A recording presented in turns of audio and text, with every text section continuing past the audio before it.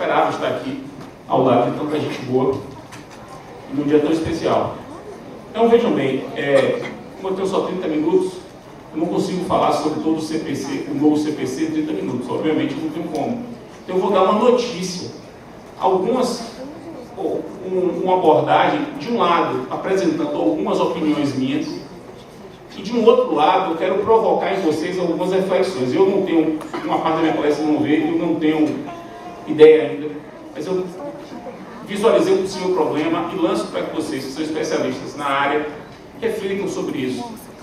Até porque eu sei que os estudiosos tributaristas do Brasil gostam muito de estudar o processo. Muita coisa de processo bem produzida aqui no Brasil. Matéria de prova. Em matéria, a própria professora Isabel escreveu um belíssimo trabalho sobre a alteração da jurisprudência de segurança jurídica. Então, acho que esse casamento vai ser muito bom para compreender alguns problemas que eu vou levantar agora. Então, antes de abordar, eu vou abordar 3 pontos. Antes de abordar, queria dar uma notícia para vocês de como é que está a tramitação do projeto do CPC. Tudo indica que será votado e aprovado agora em dezembro. Tudo indica, está tudo encaminhado nesse sentido, no Senado, né? É a última etapa. Não há mais nenhum tipo de briga política, não há mais nenhum ponto sobre o qual há divergências políticas insuperáveis. As coisas estão bem resolvidas, muito bem encaminhadas, praticamente não há discussão no Senado a respeito do assunto. Oferece mês de novembro para poder ter algum tipo de debate, o relator vai usar o mês de novembro para debater, enfim, para politizar um pouco a discussão, mas em dezembro coloca para votar e o código tem vacácio de 1 ano. Eu quero deixar isso claro que o código não é uma reforma do CPC. Não é uma reforma como a gente estava acostumado há 20 anos em leis reformando o CPC. O novo código, um novo código, vai exigir de todo mundo virar a chave. Vai ter que virar a chave. Não adianta achar que você vai... qual é o artigo da contestação? Agora é esse. Agora eu só vou mudar a referência do 301 para o artigo da contestação. Agora o prazo de agravo é de 15 dias, antes era de 10. Esse tipo de coisa é uma informação trivial, todo mundo vai ter. E vai ter acesso com facilidade. O problema são as mudanças estruturais.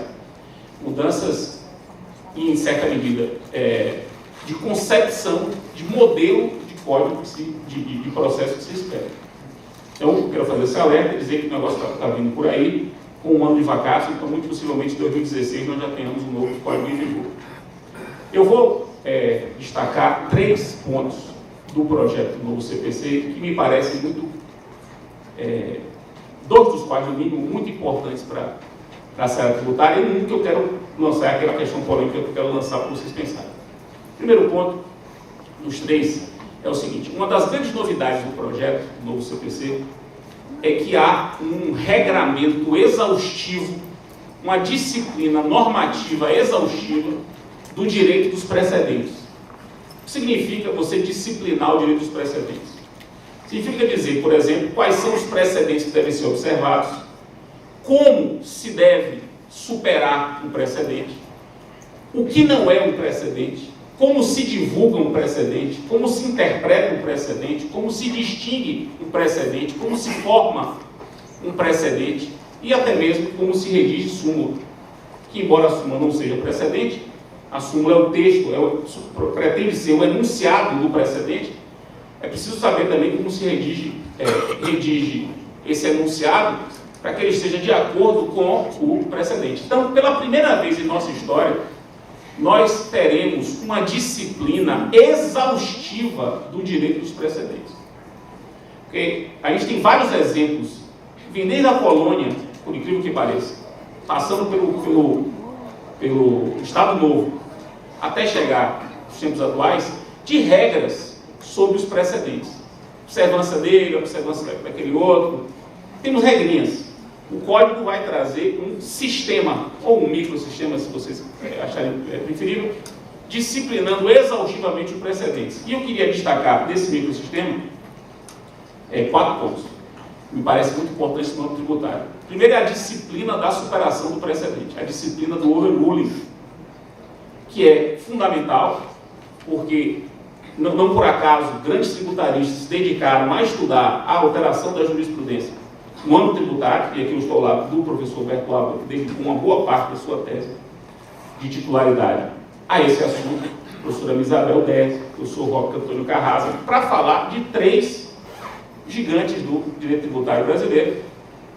Eu estou falando da elite, da troca de elite do direito tributário brasileiro. 3 se dedicaram a estudar o problema da mudança de jurisprudência, mudança de entendimento do precedente e o direito tributário. Pois bem, haverá uma disciplina de mais ou menos uns 4 ou 5 parágrafos sobre como se deve superar, garantindo, por exemplo, que a superação deve ser, em regra, sem eficácia retroativa. Eu digo em regra sem eficácia retroativa, porque pode ter eficácia retroativa às vezes, quando, por exemplo, o precedente anterior for um precedente recente. Aconteceu no Supremo, por exemplo, em 2005, não foi matéria tributária, mas foi matéria trabalhista. Em março de 2005, o Supremo disse uma coisa, em junho disse outra. Então, houve uma superação do Supremo em 3 meses, não tem sentido, não dá eficácia retroativa a isso.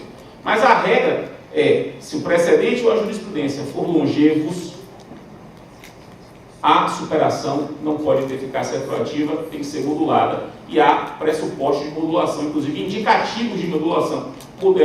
Indicativo de modulação e indicativo dos pressupostos para superar, do que justifica a superação.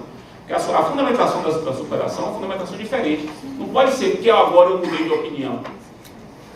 A superação de um entendimento que é longevo não se basta na mera mudança de opinião do julgador. É preciso que haja uma mudança, e várias vezes mudança, ou a própria mudança de legislação, uma mudança de compreensão do direito, ou mudanças sociais que justifiquem essa superação do entendimento. Então, essa disciplina da superação do precedente, que eu sei que é muito importante para o contexto tributário, e eu queria dizer para vocês que ela está exaustivamente prevista no projeto novo CPC. Quem tem acesso ao projeto, olhe os 3 artigos do projeto na versão da Câmara, que tende a ser a versão praticamente a final, corresponde a 98% do texto final. A versão da Câmara, aprovada em março desse ano, os artigos 520, 521 e 522.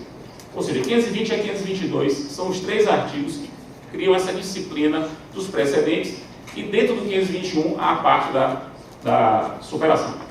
O segundo ponto dessa disciplina dos precedentes, que é digno de nota, diz respeito ao elenco. O Código faz um elenco dos precedentes obrigatórios, ou seja, dos precedentes cuja observância é obrigatória, a ponto de, se não forem observados, caber reclamação. A reclamação, inclusive, é trazida para o Código, ela sai da Lei 8.038 de 90, ela, inclusive, é revogada lá, e todo o regramento dela vai para o Código, e ela é disciplinada também de forma exaustiva. Porque o que era reclamação em 90 para o que é a reclamação hoje, a mudança é gigantesca, inclusive a partir da justiça do próprio Supremo. Então, o que é que se fez? Se previu uma série de precedentes de observância obrigatória, uma série, e deixando claro que, se não for observado, cabe a reclamação. Então, você tem aí uma ampliação do caminho da reclamação, ou melhor, um esclarecimento melhor sobre o caminho da reclamação, e um elenco de precedentes obrigatórios. Só para deixar claro, precedentes obrigatórios não vai ser apenas a súmula vinculante, e repito, que embora não seja precedente, é o texto de um precedente cuja observância se reputa obrigatória. Mas haverá precedentes obrigatórios como, por exemplo, o precedente de julgamento de recursos repetitivos, vai ficar claro que é obrigatório. A redação do CPC atual, ela é um pouco duvidosa se é obrigatório ou não. Pelo CPC novo, tese firmada em julgamento de recursos repetitivos é tese de cumprimento de observância obrigatória. Tese firmada em incidente de resolução de demandas repetitivas, esse é um assunto que é o próximo assunto que eu quero falar, que é o seguinte: o incidente de resolução de demandas repetitivas, ou IRDR, vocês vão ouvir falar muito sobre isso. E eu digo para vocês no âmbito tributário, muito, porque a utilidade do IRDR vai ser muito para o tributário, até porque não cabe ação civil pública em matéria tributária, mas o IRDR vai caber em matéria tributária. Então, aquilo que se faria, o que não se fez por ação civil pública, certamente se fará o IRDR. E o incidente de resolução de demandas repetitivas é um incidente, é um procedimento criado para a construção de um precedente de observância obrigatória. Então, precedente formado num incidente de resolução de demandas repetitivas é um precedente de observação obrigatória. Esse incidente, para simplificar, então como dissertar muito sobre ele, eu quero dar uma notícia. Esse incidente é um incidente de competência dos tribunais de justiça e dos TRFs, só, não é da competência nem do STJ nem do Supremo, competência do Tribunal de Justiça e TRF, que, diante de demandas repetitivas sobre qualquer questão de direito, por isso que inclui as questões tributárias, qualquer questão de direito, o tribunal pode instaurar esse incidente, ouvir a sociedade, haverá a possibilidade de ouvir o amigo escuro, inclusive, para fixar uma tese de observância obrigatória na região ou no tribunal. A tese de observância obrigatória na região ou no tribunal. Se houver recurso especial ou extraordinário do incidente, esse recurso vai para o STJ do Supremo, e aí a tese, uma vez firmada pelo Supremo ou STJ, vai para o Brasil todo. Mas naquele estado ou na região, se for TRF, aquilo fica uniformizado. É uma das estrelas do novo código. Eu até brincava antes que o novo código parece ter sido criado, ou pensado, não criado, mas pensado para o incidente. As pessoas queriam fazer um código para colocar no incidente. Só que o incidente foi tão transformado na tramitação legislativa que ele não é o que se pensou que ele seria. Mas ficou bom. Quer dizer, me parece que é um incidente, é um procedimento interessante para a fim de dar racionalidade ao exercício da função jurisdicional. Mas não foi só apenas esse incidente que é um procedimento criado para gerar um precedente obrigatório novo. Há um outro precedente obrigatório, um incidente também novo. Eu vou dizer que é novo, porque embora ele exista hoje, está tão diferente do que é hoje, que eu vou dizer que é novo. Porque, não tem nem como comparar com o que é hoje. Que é o incidente de assunção de competência. O que é o incidente de assunção de competência? É um pouco diferente do incidente de resolução de demandas repetitivas. No incidente de resolução de demandas repetitivas, o tribunal, pelo menos do modo que foi criado, o tribunal fixa uma tese para os outros juízes aplicarem. O próprio tribunal aplicar e para os juízes aplicarem. No incidente de assunção de competência, há uma transferência da competência de uma turma ou de uma câmara para um órgão colegiado maior do tribunal, para que esse órgão colegiado fixe a tese, mas ele vai fixar a tese e vai julgar a causa também, o que é diferente do incidente em que ele só fixa a tese e os outros aplicam. No incidente de assunção de competência, há um deslocamento da competência para julgar determinada questão, quando houver relevância nessa questão, mesmo que não haja repetição. E aí que está a diferença entre o IRDR e o incidente de assunção de competência. Enquanto o IRDR pressupõe causas repetitivas, causas de massa, aqueles milhares, centenas de processos discutindo a mesma coisa, no IRDR, você busca a formação de um precedente obrigatório, não porque as causas se repetem, mas sim porque o tema é relevante e convém que se decida logo de uma vez qual é o entendimento que se tem sobre aquele assunto. Tanto que o código deixa bem claro, o incidente de assunção de competência não pressupõe repetição de causas. Porque se houver repetição de causas, o procedimento é o outro, do IRDR. E, finalmente, eu até já mencionei, que é o precedente dos recursos repetitivos no STJ e no Supremo. Aí você vai dizer, mas isso já existe hoje. Perfeito. Só que existe hoje de uma maneira em que não se deixa claro que esse precedente é de observância obrigatória. O projeto deixa isso claro e resolve uma série de problemas práticos relativos ao julgamento dos recursos repetitivos, que é uma prática já há 7 anos aqui no Brasil e que já revelou muitos probleminhas, todos eles resolvidos. Para que vocês tenham uma ideia, hoje o julgamento de recursos repetitivos no Brasil é regulado por 2 artigos, 6 parágrafos em um, 7 parágrafos em outro. No projeto serão 4 artigos, sendo que um deles tem 13 parágrafos. Só para vocês terem uma ideia de como a disciplina é exaustiva do julgamento de recursos repetitivos, um tema muito caro para o processo tributário, por razões que eu até dispenso de explicar numa plateia tão qualificada como essa. Agora, então o que é que eu mostrei para vocês?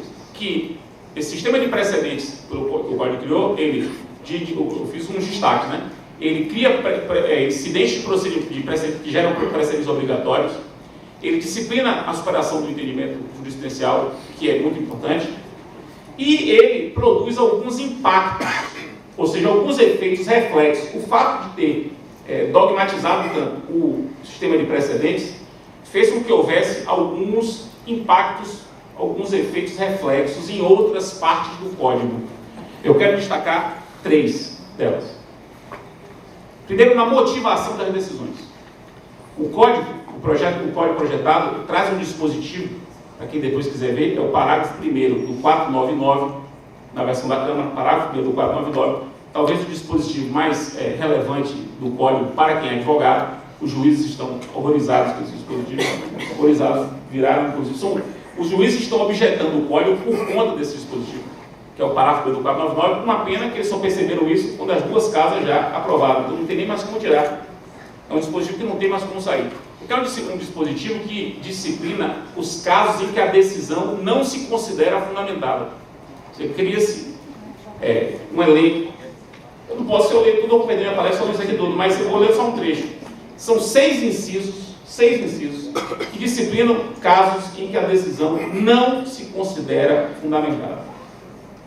E em 2 deles, os incisos 5 e 6, cuidam de decisões que se limitam a reproduzir texto de súmula, sem especificar as razões pelas quais a súmula se aplica àquele caso, ou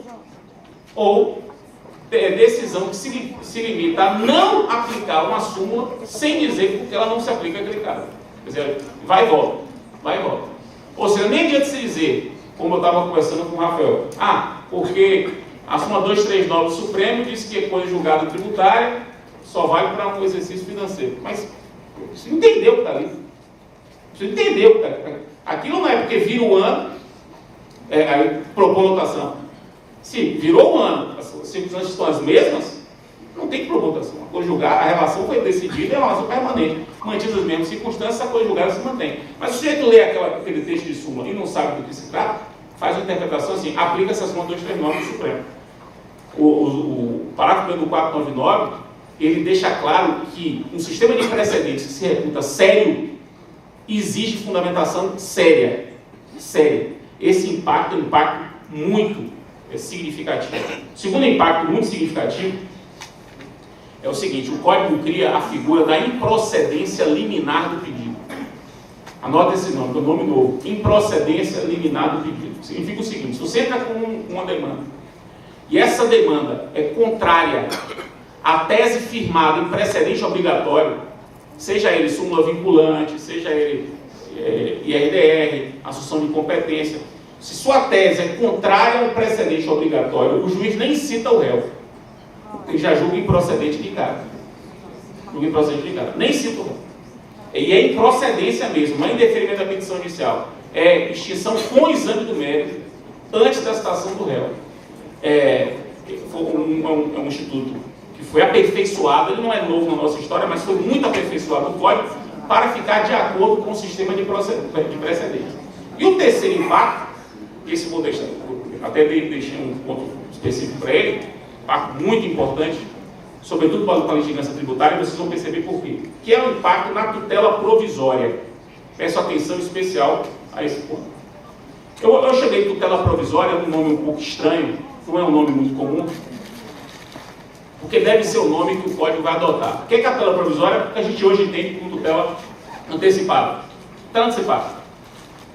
A tutela antecipada sofre algumas mudanças, eu diria várias mudanças. Mas uma especial tem a ver com o contencioso tributário e eu queria que vocês prestassem bem atenção. Que é o seguinte: se o seu pedido estiver lastreado em precedente de observância obrigatória, e aí é o contrário, se ele estiver lastreado, estiver em conformidade com o precedente de observância obrigatória, você tem direito a uma tutela antecipada liminar. Direito. Sem perigo. Uma tutela antecipada, você não precisa mostrar perigo. É a chamada tutela antecipada da evidência, que é um termo também que vocês vão ter que trabalhar muito. Tutela antecipada da evidência é a tutela provisória, fundada em cognição sumária, lastreada apenas em elementos de convencimento do seu direito, não em perigo. Você não precisa provar perigo, eu estou com risco de quebrar, a empresa está com risco de quebrar. Isso é irrelevante, é uma argumentação, é um pressuposto de fato que é irrelevante. Você tem direito à tutela antecipada provisória, lastreada em pura evidência, se o seu pedido estiver lastreado em precedente de observância obrigatória. Isso é uma novidade assim, impressionante do sistema. E é uma novidade pouca gente tem percebido, eu tenho rodado bastante dos congressos de processo, pouca gente tem percebido essa novidade, porque ela não é só, ela não fica só na tutela antecipada. Liminar, vou deixar isso claro, inauditorável. Não é só na tutela antecipada. É que ela repercute na apelação. Por que repercute na apelação? E aí para vocês é menos por conta do regime necessário. O impacto tributário é menor por conta do exame necessário. Mas para o que não não cabe ao exame necessário, a apelação contra a sentença que se lastreia em precedente de observância obrigatória e, portanto, o juiz deu a tutela da evidência, essa apelação não tem efeito suspensivo. E isso é muito diferente do que é hoje.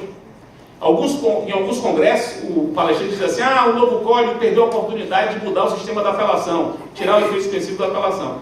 Ou não dá para você tirar o efeito suspensivo da apelação, sair do que é hoje para o oposto. Ninguém consegue fazer o guinado de 180 graus em regime democrático. Ninguém consegue.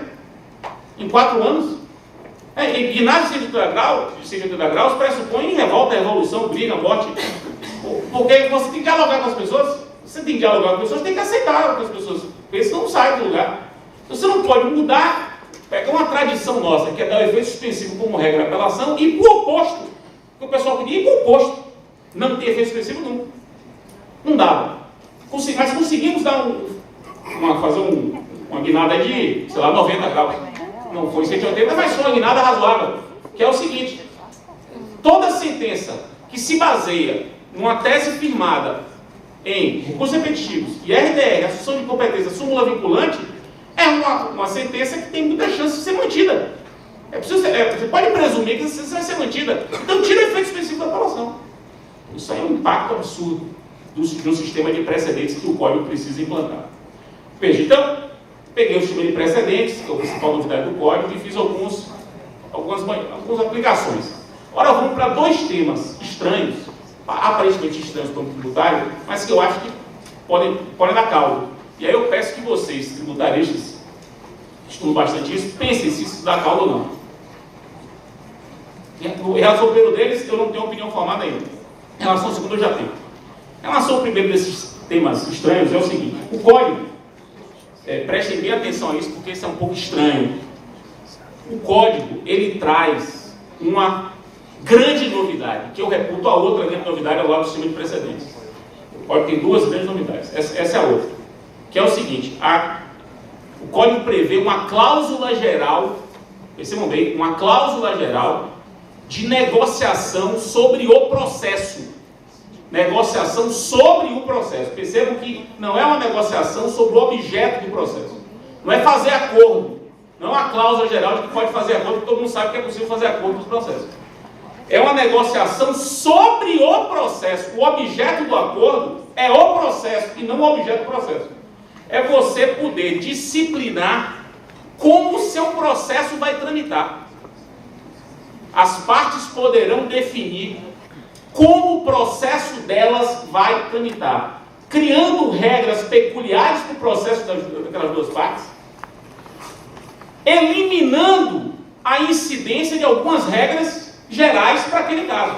As partes, por exemplo, podem dizer, nesse processo ninguém recorre, processo de instância única. As 2 partes fazem um acordo, processo de instância única. Nesse processo aqui, os prazos parlamentares, a gente decide que os processos prazos parlamentares. Eu estou dando exemplos que parecem caricaturais, embora sejam exemplos muito comuns. São exemplos de arrumação, de adequação do processo à realidade daquelas 2 partes envolvidas. Essa cláusula geral será muito útil na elaboração de contratos. Elaboração de contratos, você pode inserir cláusulas processuais em um contrato, um acordo de cotistas, por exemplo, um protocolo de intenções para aquisição de uma empresa. Você pode colocar, por exemplo, num acordo de cotistas o seguinte: eventual ação proposta por todos os outros têm que ser réus. Você cria um litisconsórcio necessário por força do contrato. Um litisconsórcio necessário por força do contrato. A gente não sabe o que é isso. A gente só pensa em litisconsórcio necessário por força de lei, ou porque é unitário. Mas o sistema projetado é um sistema que vai permitir que as partes criem, até mesmo antes do processo, estruturarem o futuro processo. Claro que há limites sobre isso. Há limites dessa negociação, que não é ampla. A autonomia privada no âmbito civil não é a mesma autonomia privada no âmbito do processo. Eu não tenho condição de falar sobre isso. Eu até me predisponho a fazer uma palestra só sobre isso. Mas eu fico a pergunta com vocês. E no âmbito tributário será isso possível? Por exemplo, numa negociação para um parcelamento tributário, você faz. Pode o poder público inserir uma cláusula para regular, e você aceitar, obviamente, mas ele vai inserir meio que uma condição para você aceitar. Uma cláusula que regule como vai ser uma eventual ação para discutir aquele tributo, uma eventual execução fiscal. É possível, em acordos que envolvem matéria tributária, no acordo, você disciplinar, já que existe essa cláusula de negociação processual, o futuro processo tributário? Isso é uma pergunta que eu me fiz, pensando bem para cá, e eu queria que vocês pensassem isso para me dizer também, porque eu estou com isso na cabeça. Que é possível o acordo envolvendo o poder público, eu não tenho a menor dúvida disso. Isso aí não está em questão. O poder público poderá fazer esses acordos processuais, tanto com o processo em andamento, como antes do processo. Isso aí eu não tenho dúvida. A questão é, se o objeto for tributário, como objeto tributário, se isso é possível. E se isso é interessante para o contribuinte, já que aqui eu não vou falar em favor do poder público. Eu sou advogado privado, vou falar em favor do... Se isso é interessante para o contribuinte, pensem sobre isso.